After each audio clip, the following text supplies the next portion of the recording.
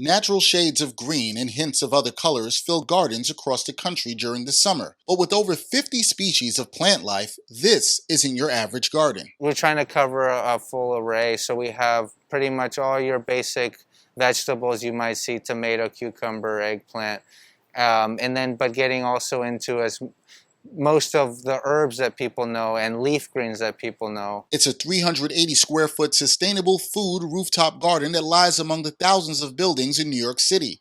Ecological systems designer Samuel Pressman built the garden over 20 days earlier this spring, with the purpose of educating and showing the public what is possible. How we can actually grow food more innovatively in cities, specifically in spaces where people don't think that they could grow food. The idea came to Pressman as he sheltered in place during the start of the COVID-19 pandemic.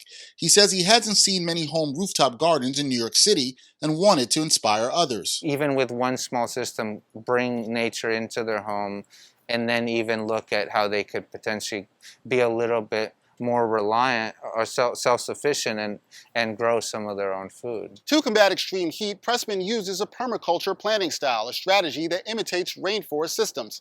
That strategy helps the diverse plant community to grow more efficiently and deal with a variety of weather conditions. When we're dealing with a lot of heat, a lot of wind, we can actually withstand higher winds and higher heat waves, because more plants means more aid from one another. Just like the plants help each other, Pressman hopes his work can help people in communities where there are food deserts.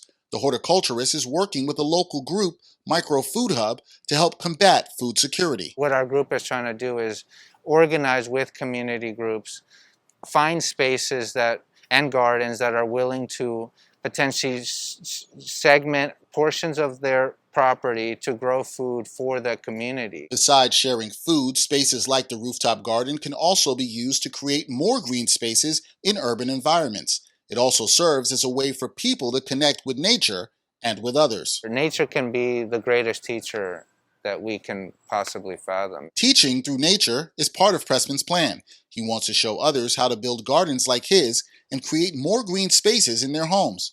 Reporting in New York City for AccuWeather, I'm Dexter Henry.